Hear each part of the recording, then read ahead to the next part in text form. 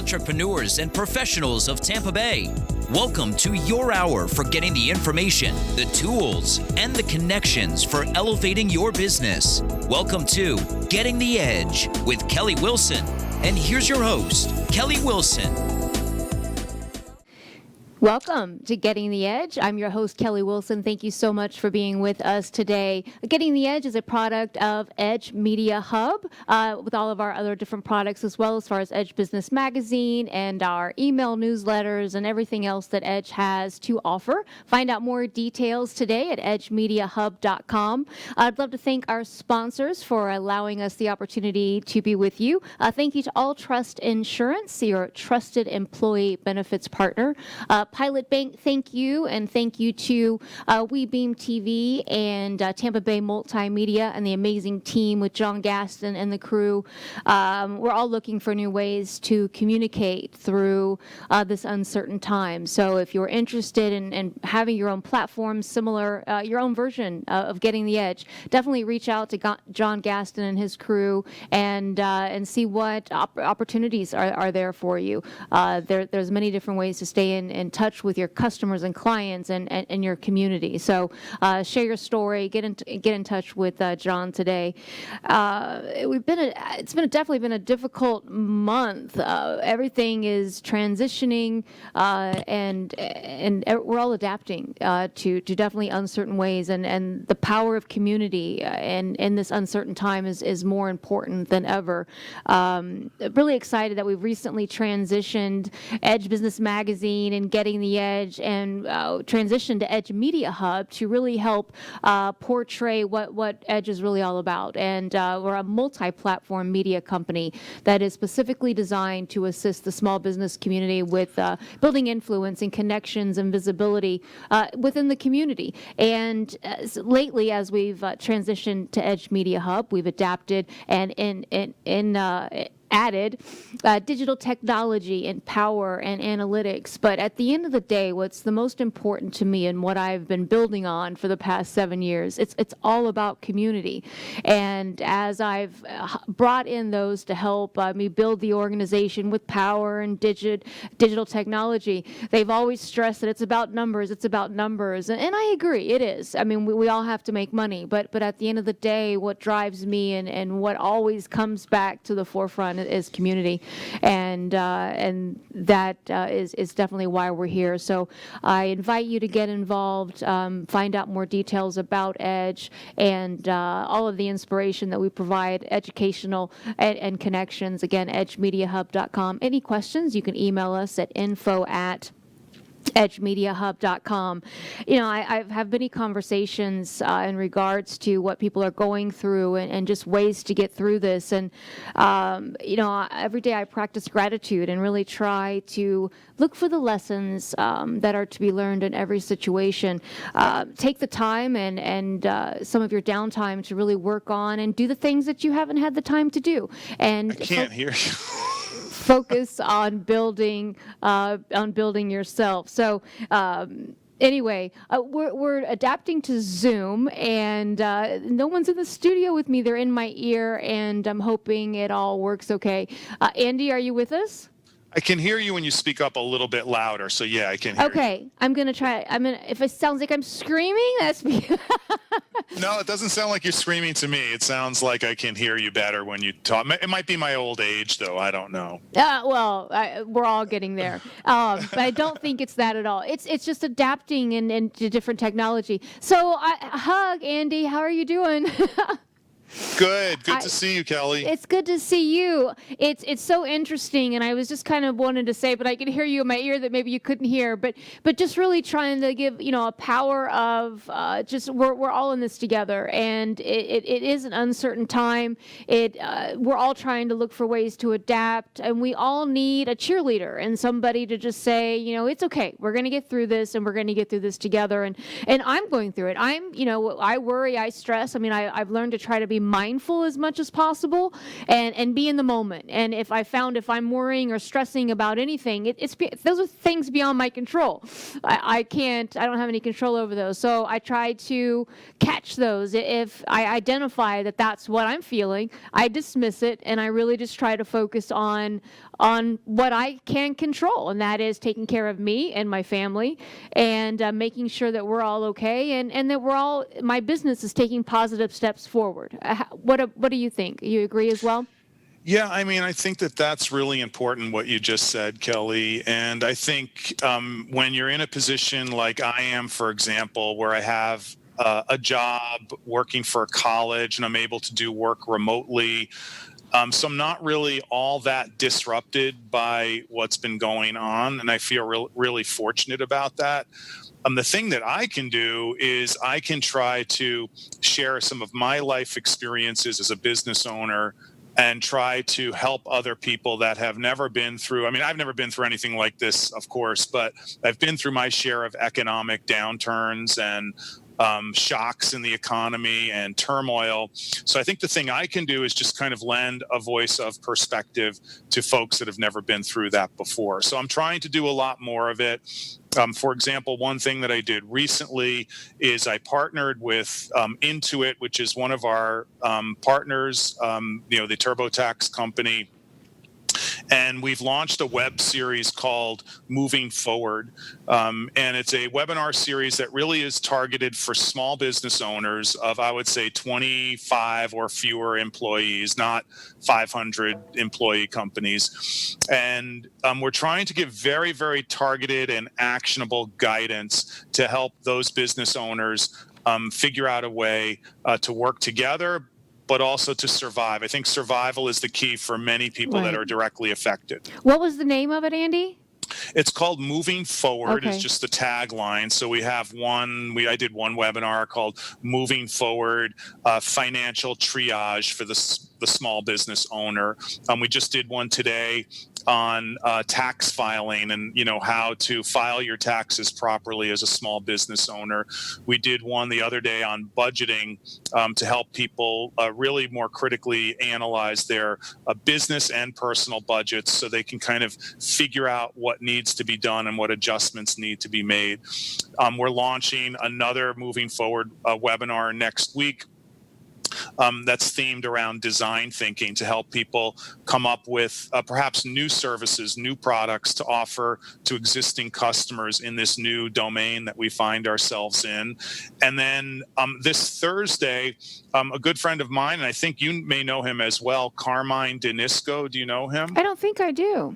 Okay, so Carmine's a great guy, a longtime entrepreneur, a former Northeasterner, now living in Florida. So he's going to talk about how to manage your inventory, how to manage a global supply chain, and how to kind of lead an organization through economic turmoil like we're experiencing right now. So all of our workshops are on Eventbrite through the HCC InLab, which is our Center for Entrepreneurship and Innovation. And I'll send you the links either during our conversation or shortly thereafter. Okay, yeah, we'd be happy to share those as well. And Andy, I don't even know that not that you need any particular introduction. I think everyone knows Andy Gold, but just I said, hey, welcome, Andy. But you are the assistant professor, entrepreneurship and management for the Hillsborough Community College and co-founder of InLab, which is what you're talking about now, with HCC and Operation Startup. Yes. So the InLab. And you just have, this is the third time we've had you on the show, although I'd love for you to be sitting right here next to me, but I get too. it. We'll go this way. But one of my favorite guests to have, you're so serendipitous thinking, and one of my favorite people to be around. So it's an honor to bring you back in and just... You do so much for the community. I think you're just so inspiring, and you enlighten us all daily. So anyway, I just wanted to say thank you for that. And you have such an amazing background. You've been involved in so many different things and so many different businesses, a little bit of that, a little bit of this, and you've taken all of that really and learned so much to be here today where you can share that. And I think that's great. Well, it's my honor to be able to participate in discussions like this. And I really appreciate all that you do, Kelly, in the community, and for moving forward with this particular offering as well. I think it's really cool. It's important. It's needed. And I think most importantly, it's actionable. These kinds of conversations are really important, especially today. We're all being bombarded with this incoming flow of information about tips to get through and how to navigate this and what to do. And it becomes overwhelming. I think I get more while. emails now than I did. Yeah. It's almost a little overwhelming with all of it. And everyone has new tips, to share. And anyway. Yeah. So I think what I'm trying to do is I'm really trying to give people common sense things that you should really be doing anyways as a business owner, like really keeping a very, very close eye on your cash flow, making sure that you're generating as much cash as possible, especially right now, even if it means taking on risk that you otherwise would normally not take on. I think cash is going to be the one thing that gets you through absolutely to the other side. And that's really the goal, is to get to the other side. So you're standing. Some of your competitors will not be standing, and that creates market opportunities down the road for a business owner.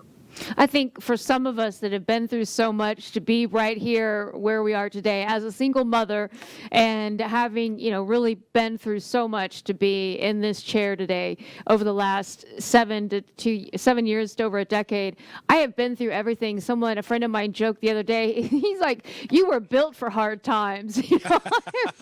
I would like to think I could eventually, just like have some calm, smooth sailing, the flags, the sailboat flag is just calm. But my goodness. But yeah, I think over so many years, I'm just built for it now at this point. But what's so different, I joke, it's that instead of me being on this trip solo, we're all in the middle of this rough terrain, and it's difficult. And I hear the community, and I think being that I've for so many years have been on this mission, and I've just become this strong being, although we all have our moments, I'm able to handle maybe things that other people can't. So I acknowledge the fear and the uncertainty and some of the I guess fear in our community members and in our community overall, or frustration, just all of that, not that I'm not experiencing that as well. I just think some of us that have already been through such hard times, it's just another one of those hard times, where others, have really had it kind of smooth. And then this is like, oh my goodness, Yes, yeah. I think a lot of people have always said, and I mentioned this, I think, on one of the interviews I had with you, that you learn so much through your failures. And I always didn't like that when people said that, because Agreed. I've had my fair share of failures. And I always thought when people would say that it was sort of cliche. And I would think, man, I totally could have done without experiencing some of the pain associated with the failures that I've had.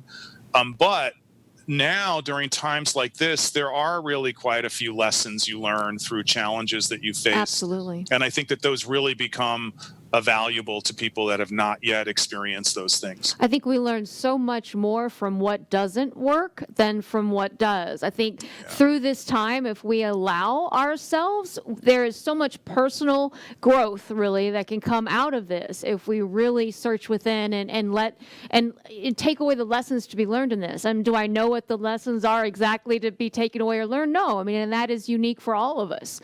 But out of every tragedy or horrific event, there is some positive aspect that you can take away from it. And again, we may not necessarily know that now or even 5 years from now, and again, it's all different, but there is something to be taken away and be a victor in a sense versus being a victim of our circumstances. Yeah, that's a great way of thinking about it. I think I have sort of a mindset of, plan for the worst, hope for the best kind of approach.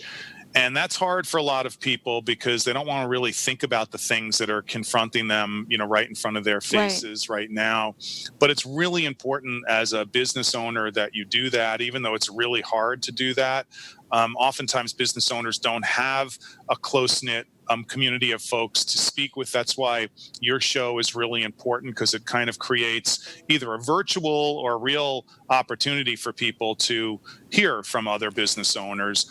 But I think you've got to really be honest with yourself. And one thing I would suggest to those that are listening, and this is just a good thing to do anytime, and many of you who are watching this right now already do this, but you need to constantly be calculating how much financial runway your business has. And what I mean by that is, how much cash do you have on hand or could put together, and how far and long could that last if you essentially didn't have any new revenue or cash flowing into the business? Now, 4 years ago, back in 2017 or so, or 2016, there was a survey done of businesses that fell into different categories. And the average number of days of runway that these businesses had was approximately 31 days. Now, that was during a time period when the economy was much more stable and kind of chugging forward in an upward direction. We have to assume that today, because of what's happened, people have significantly less cash available to get through the next day, let alone 30 days. So what you have to do is you've got to become creative. If, for example, you have a line of credit with a bank, and many businesses have that, I think personally it's really important for you to draw down that line of credit, put it into a separate account. Yes, you'll be paying interest on it, and best case, this all ends in 2 weeks and we're back to the races, and you will have incurred an interest expense for a couple of weeks and you pay back the line of credit. But worst case, it lasts for longer or it takes longer to recover. It's really important that you have that cash reserve available. Why is that important? Well, from a personal perspective, I'm back in 2007 with a business I had a line of credit with a commercial bank for $45,000 that I never touched. I mean, I never rarely used it. Many businesses use lines of credit, as you know, and your audience knows, for different reasons. They use it to meet payroll when they have not yet gotten paid by their customers. So I needed to draw down about $18,000 from this line of credit in 2008 in the heat of the economic downturn back then. So I go to draw it down, and unbeknownst to me, my bank had reduced my line of credit from $45,000 to $6,000 without notifying me, because they said I wasn't using it, so it needed to be shifted over to another business that would use it. That almost bankrupted the business. It made me have to make some really serious decisions about my company. And I think things like that we often don't think about, but I think you don't ever want to be in a situation where your funding that you think you have available to you is no longer there. So I think it's really important to be proactive today more than ever. Well, and that's a great lesson learned, right? I mean, you'll never do that again. Or, nope. I mean, and really, until we have those experiences, we don't know otherwise, unless someone shares the experience that they once had. And if, they'll listen. So yes, I can only imagine. So you all along thought that you had this 45,000 there, and then it wasn't. I can only imagine. I was coming out of the real estate market in that year, so yeah, it was right. Yeah, it was not a pleasant couple of months there for sure. So I think things like that. Also, I just want to give a shout out to any of your listeners that might either be on boards of nonprofit organizations or actually leading a nonprofit organization of different sizes. Peter Drucker, who is a legendary figure in the field of management, he's written many books. He's no longer alive, but a brilliant, forward thinker. He had this diagram and framework in one of his books where he said society is held up by three legs of a stool. One is the private sector, the other is the government, and the third is the nonprofit sector.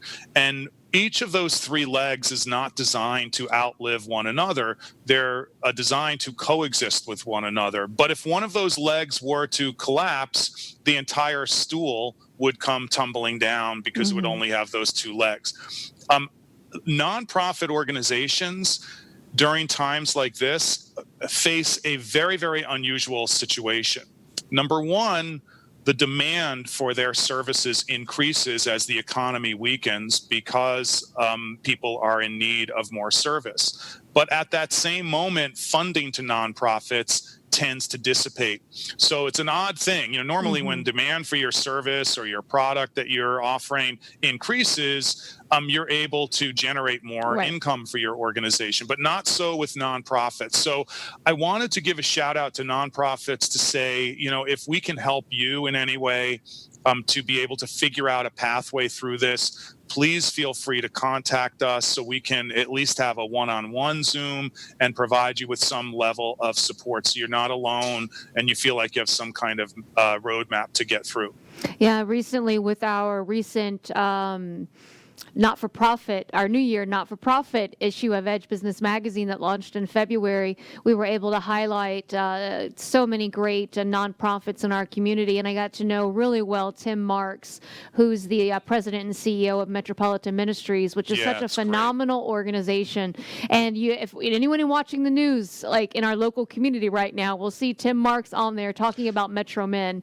And what a phenomenal job that they are doing and constantly do, him and his entire team, of taking care of the most vulnerable in our community. And they do.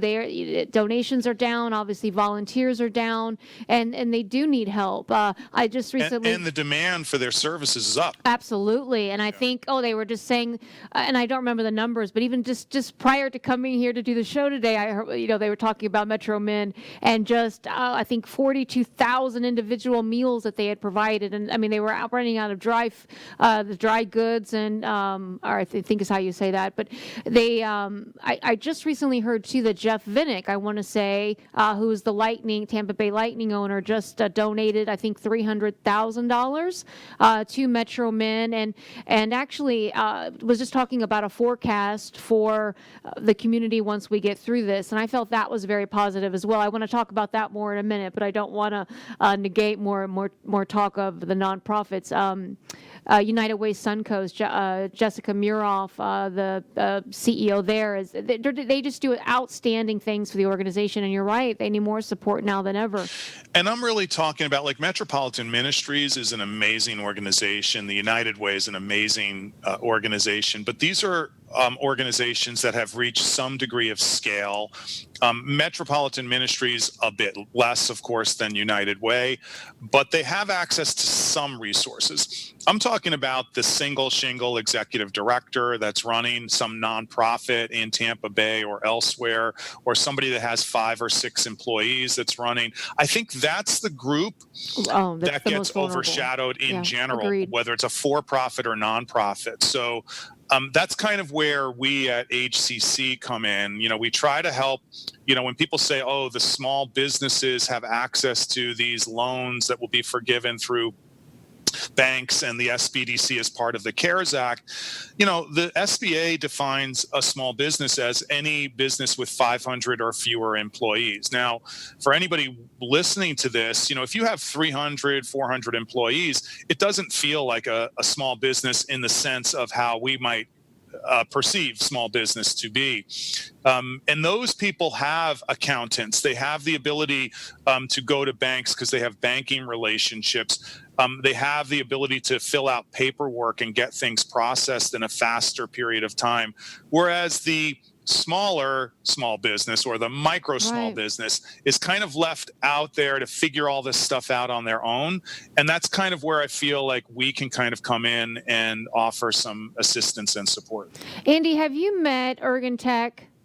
That owns Genghis Khan restaurant in Tampa. I love him. But he also owns Feed in Need, and it's an amazing nonprofit that he started himself, and he's really has his own niche. Over the last couple of years, I've helped and delivered meals or given out meals. He actually owns also a store downtown. You wonder when you see homeless people on the side of the street and you give them $1 or you give them something, and you wonder what can they do with that? And he actually supplies a store downtown that they can get a bottle of Coke, or they can get a sandwich or something for 50 cents. I mean, Yes. they can take that money that they're given, and there's this actual, they don't have to go to Walgreens. There's a store, just for them that's reasonable priced, just for them.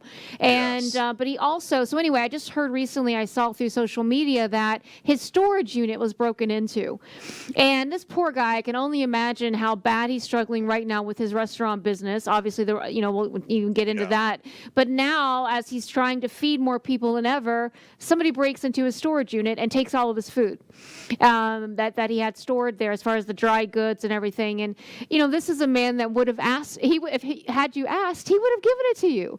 Yes. And it's just so unfortunate. I'd love to connect, because maybe there's something that you can help him with, or help, because he definitely fits in that category that you're speaking of. Absolutely. Yeah, he's a very purpose-driven individual. So, yeah, I mean, I will reach out to him. I know him, and we were regulars at his restaurant, until all this happened. We plan to resume that activity, but, obviously right now it's a little challenging for him. I Absolutely. can only imagine. Right. I think we filmed there for the first Yes, year. that's right. And Yeah. that is where we met. I met Ergen originally, and then you could sit down and have a conversation with him and realize how, just all of the passion that he's full of, and how much he wants to help. And I think, there are some, it doesn't matter about dollars. I mean, yes, we all have to make a living, but we're not driven by, let me just say, I'd be doing something completely different if it was about money. I definitely have not chosen an easy path, but I have never felt more, confident that I'm exactly where I should be, even through crazy, uncertain times. But there are, the businesses in our community, the restaurants. And I tell you, yesterday I went for a walk with a friend, and I'm walking through Hyde Park, and even just no matter where you go, and the signs on the door, and it's literally like I'm in a movie. And I know. we It's walk. surreal. It's really surreal. We walked by our favorite restaurants, and some that did not do takeout some have adapted, and some have just closed. And it's just like you peek in the windows, and it's dark, and it's just it really is like a movie, like we're in a dream, a really bad dream. Yeah. Well, it's going to take a while to kind of pull out of it. We will pull out of it, and I think we'll be okay down the road, but it's going to require, as you said at the beginning, a community of people working with one another to really help support one another and kind of pull everybody forward as best we can. But it's going to be a long haul, unfortunately, at least from my perspective. So I think, again, taking those mitigation steps now with your business to ensure that you have as much financial viability as you possibly can garner to get you through as long as you possibly can is really, really important. In your opinion, Andy, what do you think? I mean, do you see us opening back up in June? I think it's not that simple. It's a lot more complicated than that. I think, yes, some people will return to work. And I didn't say May. I don't even foresee May being an option really with us. Right. I would assume, because even as we start to level out, you don't want a rebound of things happening, and we're going to want to wait. I think people that have gone through having the coronavirus and have developed an immunity to it, they'll be more likely to re-engage in the economy and in economic activities. But for people that have not had it, there's going to be a fear factor that remains, whether it's rational or not, even if we're over that hump and on the back end of it. There's going to be reticence on the part of people to re-engage, because they're going to be worried that without any kind of real treatment for it, I could get exposed to that virus once again. So in many industries, restaurants included, movie theaters, classrooms like where I teach, for a while there's going to be a much more watchful eye on that. So HCC, where I teach, has moved online for the spring semester and for the summer session thus far. We haven't made any decisions about the fall. I'm hopeful that we'll be able to return into the classroom and begin to teach in person beginning in our fall semester, which starts in August. That's more realistic, But probably. but I think we'll see some business activity resume before then. I'm hoping, don't get me wrong, I'm hoping like everything picks up right away, but I sense there's going to be mixed emotions about that from different people's perspectives. Well, from a hospitality perspective, it's, again, just from conversations I've had, I don't know when you're going to question everything that you do now. Every line that you're in, everyone that you're next to.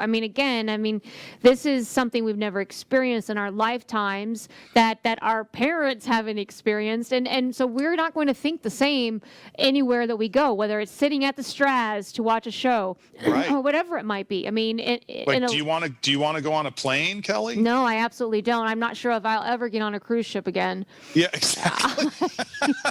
Sad to say, because I love cruising, Ditto. I do too.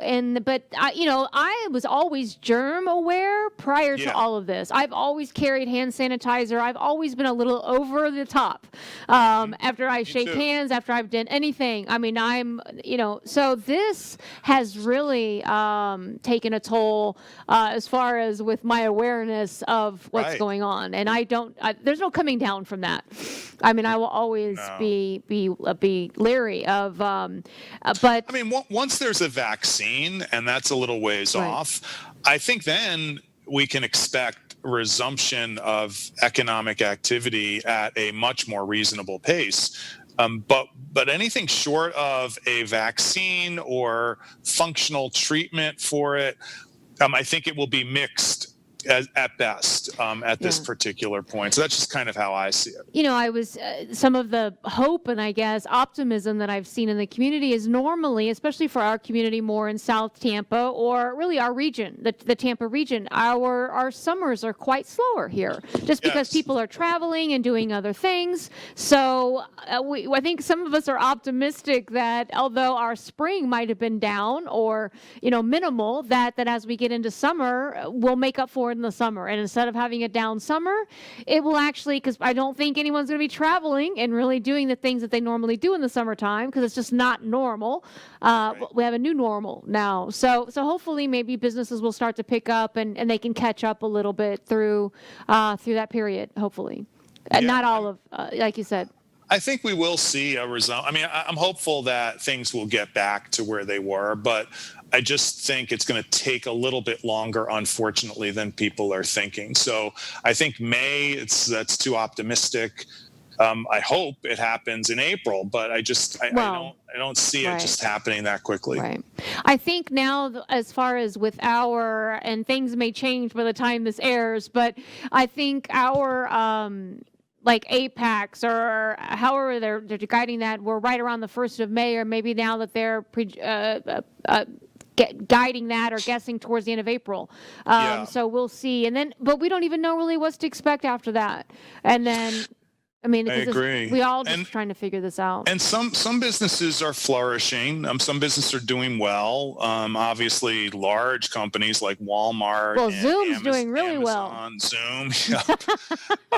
About a week ago, one of our AC units wasn't functioning properly, so I called our AC guy, Eric, and he came over. He's got a crew of maybe like 4 people. It's not a large business. So I was talking to him and he's like, man, we're just so busy, like people are at home a lot more and they can't not have their AC working. So there are pockets of industry segments where people are quite busy. And it made me realize in one of the daily walks I take with my wife, Ann, she mentioned this idea of, at HCC, there are a lot of different workforce training programs. Like if you want to become an auto mechanic, for example, or auto repair or things or HVAC. So those industries, many of them are immune to some of this economic turmoil. Mm-hmm. So I'm going to really try to double up my efforts to reach out to people that either are enrolled in those programs, but want to maybe have their own business, their own plumbing business, their own auto repair shop, to also come through our college credit entrepreneurship program so they can learn the business aspects of having that as an opportunity. Maybe they start out for a year or so working for another plumbing company or small business, but then they want to break out on their own. So I think I could do a lot more to help provide that education to people who would like to do that. Yeah, and that's one of the things that I love about you, Andy, is that you're focused more on the everyday entrepreneur, and that being your, the plumbers like you mentioned, or the flower shops, or you're just your everyday entrepreneur that wants to break away and start their own business. And you've been great supporting our community that way. Yeah, and we have, as I've mentioned on your show before, we actually have a seed fund. It's called the Everyday Entrepreneur Venture Fund. We have about $500,000 in the fund. It's been around for about 12 months now. We have funded 11 student businesses that have come through HCC, either through our college credit program or through this amazing non-credit program that we have in partnership with Syracuse University's Institute for Veterans and Military Families. The program we co-created with them is called Strive. Oh, that's right. Strive is a non-credit 6-week training, entrepreneurship training for veterans and their family members. So the EEVF, the Everyday Entrepreneur Venture Fund, has now funded 6 veteran-owned businesses, 5 civilian-owned businesses in the past 12 months. And that investment that was made into those companies, those 11 companies, even with the coronavirus downturn, are projected to do about $800,000 to $900,000 in aggregate revenue across the 11 companies, and create 5 to 8 new jobs in the next 7 months. So we're really, even though those numbers are small relative to tech startups that do seed round fundings of several $1 million and so on and so forth, we're really proud of being able to support the everyday entrepreneur and give those business owners a chance to really stand up sustainable business enterprises. That's amazing, Andy. I think that's a new program too with Strive, just about a year old, right? Yep. We've run one cohort last September. We have a new cohort starting. We're going to actually adapt and do it virtually. It's supposed to be in person, but it's going to run in May. We have the application is still open for about another week or 8 or 9 days or so. So if you're interested, if you're a veteran or somebody that is related to a veteran, and you either have a concept for a business or an early stage business that's 2 years old or younger, and you want to track through a really robust program and have access to our seed fund, you can go to hccfl.edu. That's Hillsborough Community College, Florida.edu/strive, hccfl.edu/strive. You'll find out all about the program. There'll be an application link there, but you got to act soon because we're closing the application window in about 9 days. That's great. I think, it's especially with our veteran community and just having some guidance. I think so many come out with ideas of wanting to own their own business and ideas of what they want to do, having after having committed so many years of their life to serving our country. So I think it's great that you offer opportunities for them and guidance and potentially seed money, to kind of help as they need it as well. Exactly. And veterans, there's so many organizations in Tampa Bay because it's such a veteran-friendly community. There are so many organizations doing really important work. I mean, we're just doing our small part to help support veterans that are either in business or interested in starting a business. But there's lots of organizations doing really cool things on that front. I think with us, what we have discovered in working with veterans is that they make such great entrepreneurs for a lot of different reasons, but one of the reasons is that their military experience has trained them to operate under conditions of extreme uncertainty with intense resource constraints. I mean, what are we looking at right now with the coronavirus situation economically? I mean, so much uncertainty and tremendous resource constraints. And because the veteran population is so well trained in that way, they're able to really gravitate toward entrepreneurship in a natural fashion. Oh, they have so much discipline too. I think that they, if kind of molded and guided a little to how to kind of transition that discipline and structure that they've Yes. learned, that they could adapt very nicely. And I guess it can go either way. But as you've mentioned, our Tampa Bay community is very because of McDill. We have a large veteran community here, so we've had a lot of conversations and a lot of guests on the show to talk about that transition. But it is a very vulnerable time. But, it is, yeah. But with and the it's right hard. resources. It's really particularly hard for veterans because ones that are transitioning, oftentimes they do not want to use the skills that they learned in service in the civilian world. So that's really hard because that's not transition. That's almost like a transformation. Like you have to become a whole new person to learn a whole new set of skills that align with a civilian career you want to have. Even the veterans that do want to use the skills that they developed in service, it's still a challenge, that transition period. So Right. HCC has 45,000 students across 5 campuses, and we have nearly 3,000 veterans at the college. A lot of them find HCC as a safe way station to begin their transition back to civilian life. And many of them come through our entrepreneurship program, but many don't. They just pursue other academic pathways. But we have a very, very deep concentration of veterans at the college. With now you're a big part of and at the Entrepreneur Collaborative Center, correct? Like quite often. Yes. And how is that going as everything is transitioning? And are you still doing a lot of online? Yeah. So the Hillsborough County has always amazed me, since I moved here from New York back in 2012. The county government has been intensely proactive in building out an infrastructure for business enterprising here in our market where we live. And that's really unusual for government agencies to get involved in small business enterprising in a really positive and meaningful way. And what they've done specifically through this one center that they opened several years ago in Ybor City called the Entrepreneur Collaborative Center is they brought together all these partners of the county that provide various services to entrepreneurs throughout different stages of small business development, but throughout the county and region. And it's been an enormous success. I mean, we have weekly meetups there for things like 1 million cups. Then agencies like Hillsborough Community College actually have physical space within that building as well. But because of the coronavirus, we can't assemble in large groups. So we meet every Wednesday virtually. So tomorrow at 9:00, if you want to come onto our 1 million cups call, there's like 35 or 40 people that at a minimum that get on there. 2 business owners present their business each week. We're just rolling forward like wow, I didn't nothing realize has it. stopped. That's great. Yep.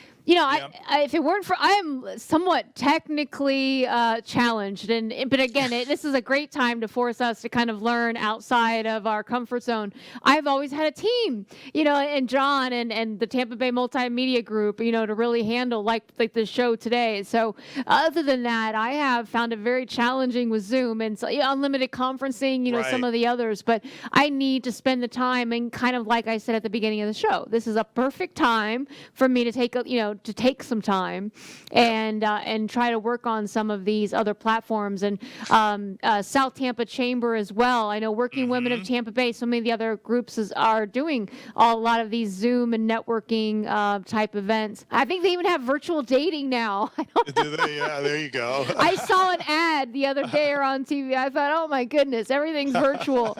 That's funny. Yeah, I can only imagine. Just so your listeners know, at the ECC, the Entrepreneur Collaborative Center in Ybor City, the county building, they have a number of SBDC, Small Business Development Center advisors that work out of there. So if you're a small business and you're trying to kind of figure out what type of emergency small business funding is available to me through the state of Florida or through the federal government or through my bank, that is a great place for you to start to reach out to the SBDC, either at the ECC or the main SBDC, which is located in Channelside.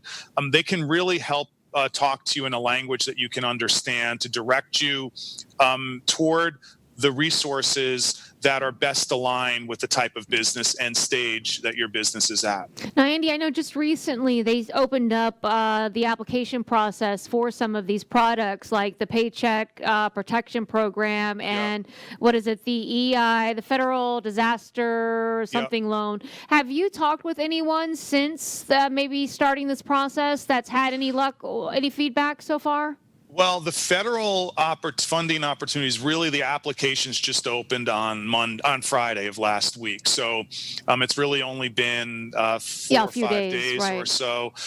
From what I've heard, the banks, which are the main entities that are processing these applications, initially were a little bit overwhelmed. I mean, there was out of $350 billion of appropriated funding. Within like the first couple of days, from what I read, approximately $40 to $50 billion worth of applications, like in 48 hours. That's an immense volume of applications. I can't even fathom what that's like. So it's understandable that there might be a couple of hiccups here along the way. I think the federal government is very much animated in wanting to get the money out as quickly as possible. But that's where an organization like the Small Business Development Center, like the Entrepreneur Collaborative Center, like HCC can help guide you toward the resources that would best fit the need that you have. I think we'll get there, but I think there's going to be some bumps in the road along the way to getting that funding out there. Well, when it's not just one particular county or one particular city or one particular state, I mean, it's all of us, applying. And, think of it this way, Kelly. Let's say you were a local regional bank or a credit union, a branch manager, and in walks a customer that's been banking with you for 15 years, that has 5 locations, and they're like, okay, can you help me with this CARES Act funding, and what do I need to do? So of course you're going to sit down and try to help that person, but then someone walks in that is a single shingle business operator, barely has been doing any banking business with you at all, isn't that large of a business. Understandably so, you're probably not going to prioritize your time and effort immediately toward that business owner because, you have this relationship with a business that's been there for a while. It's a larger customer of yours. That presents a lot of problems for that smaller micro business. So those folks have to reach out to resources like the SBDCs, like HCC, like Hillsborough County, like the state of Florida disaster loan, a small business loan program. Those programs and agencies are much more targeted to helping the everyday business owner. So don't feel lost or overwhelmed if you fall into that hole. There are organizations that really can help you, and it may not be going into a bank, to start out there.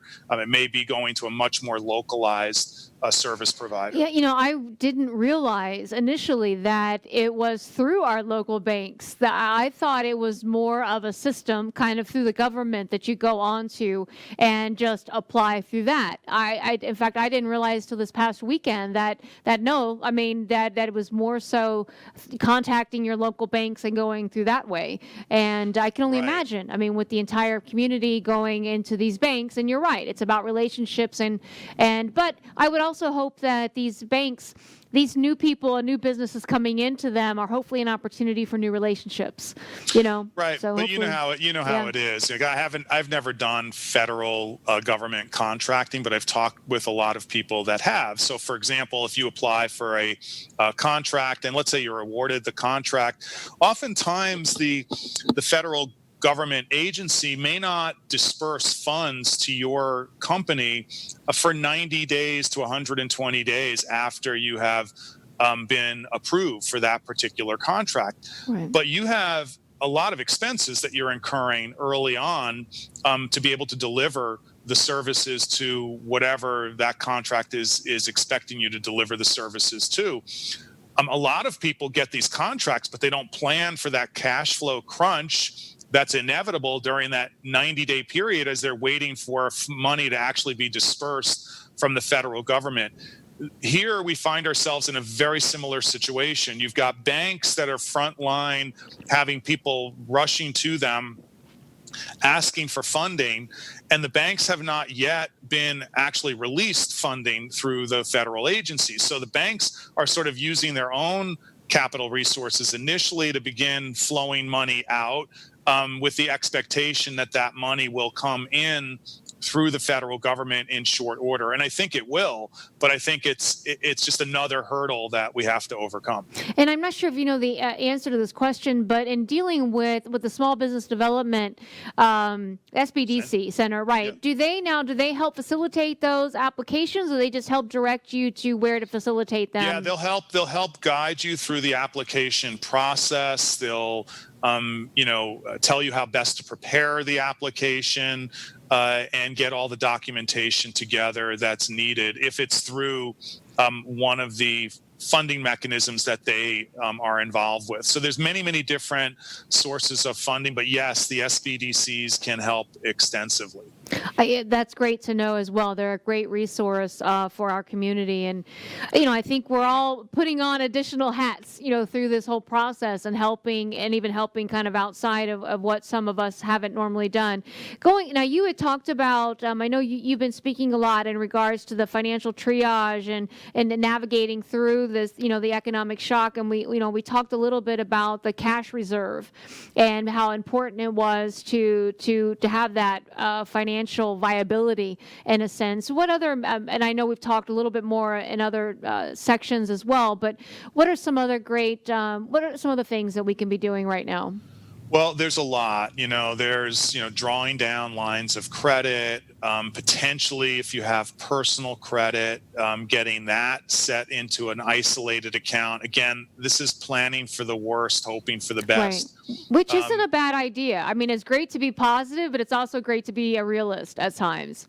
Yeah, I mean, cash is going to win the day. I mean, that's the bottom line. Like, if whoever has the cash to get through will be able to get through. And that, as I said at the beginning of the show, will create new opportunities for that entity once we get through and get back to a state of normalcy, at least in terms of economic activity.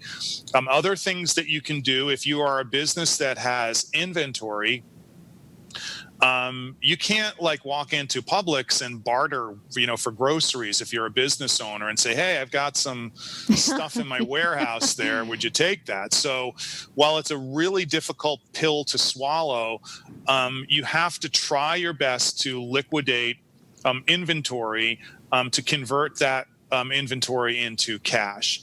Another thing you have to be doing is you have to be communicating with your customers, particularly your customers that owe you money. We often assume that when we go through economic times like this, that everybody's hurting equally. And oftentimes that is true, but not always the case. So you have to have conversations with your customers for a lot of different reasons. Number one, to let them know you're still operating. Right. Number two, to check in with them to see how they're doing. You may find that they're actually busy and could pay their invoice that they have outstanding with you sooner rather than later. Or you can provide them with a financial incentive to pay that invoice sooner rather than later. So communicating with your customers is really important because that could be a rich source of cash that's just kind of sitting there. I call it money on the street. And you have to try to extract that money into your bank account as best you can. Other things that you can do would be to speak to, if you have landlords, to speak to the landlords and say, look, we're all in this mess together. It was nothing that was planned for. I can't pay my full rent. Will the landlord be happy? Of course not. The landlord is going to be really cranky and say, well, I've got bills to pay too. Right. So your job is to say, look, I understand. I'm going to try to pay you as much of the rent as I can. I can't pay you the whole thing.